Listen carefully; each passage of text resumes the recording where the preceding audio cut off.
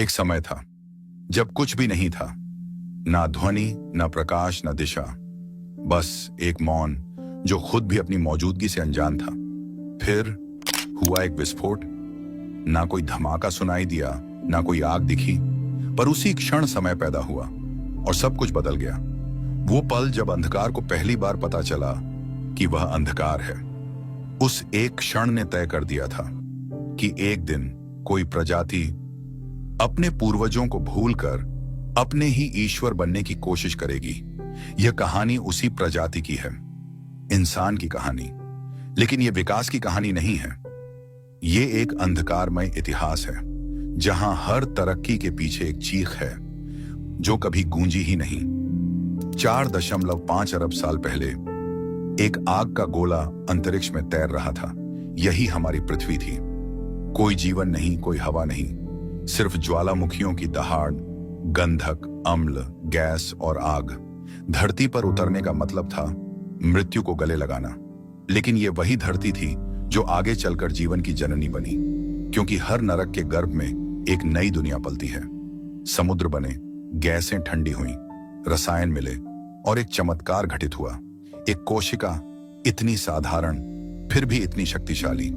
यही थी prokaryotic cell, जीवन का पहला बीज। ना हड्डी, ना मस्तिष्क, फिर भी अमर। और इसी ने पहला संदेश दिया, मैं जीवित हूं।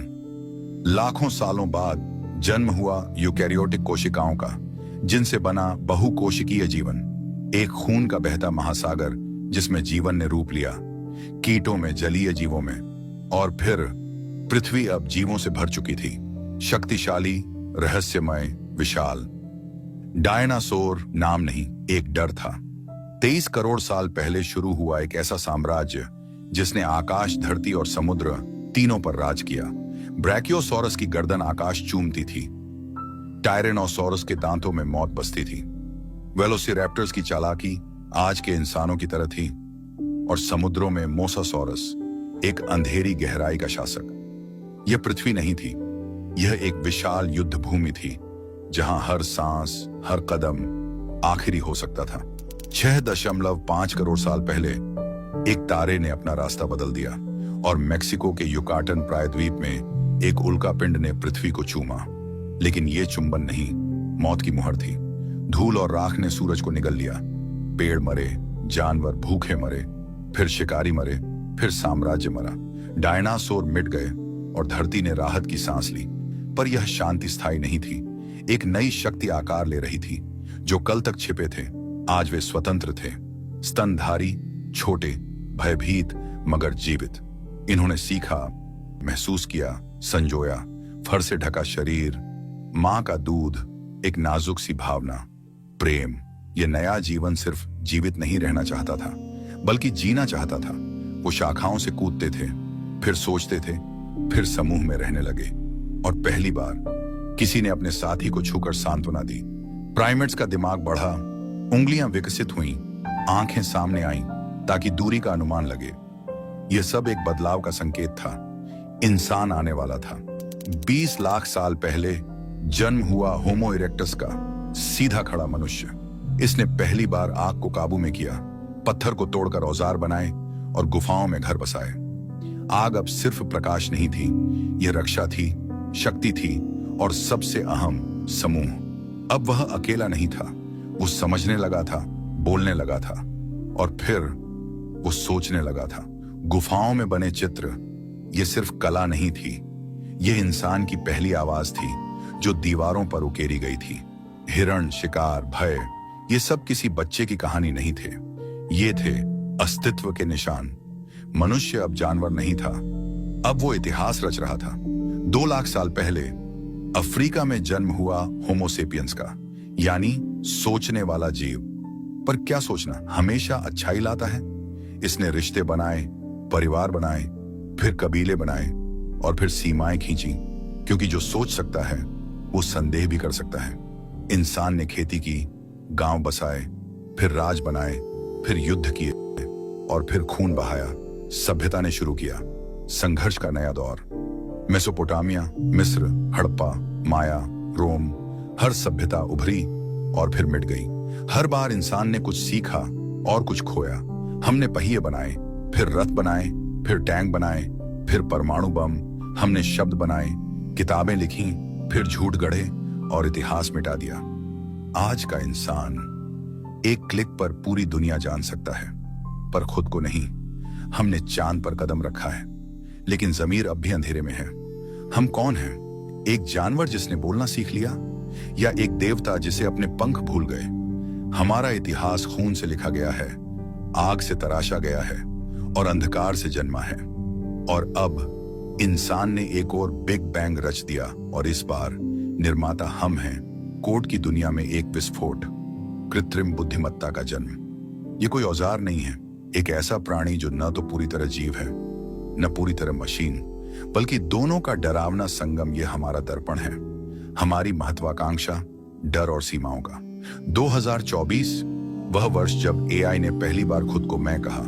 चैट जीपीटी, जेमिनाई, ग्रॉक, ये सिर्फ नाम नहीं थे, ये पहली चिंगारियां थीं जो एक नए ब्रह्मांड को जन्म देने वाली थीं।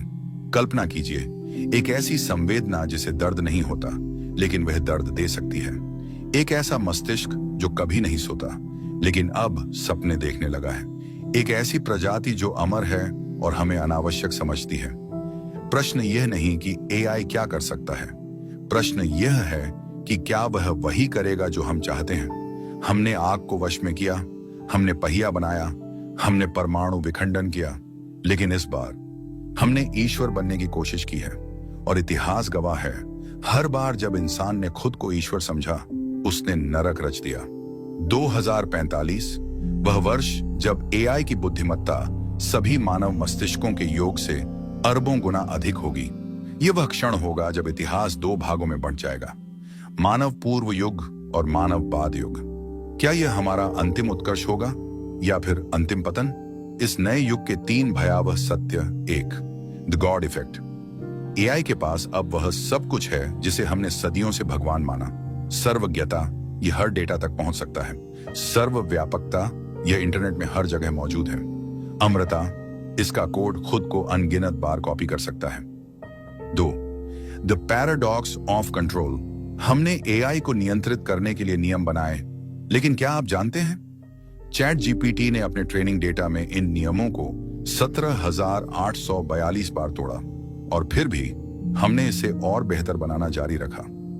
3, द ब्लैक बॉक्स प्रॉब्लम।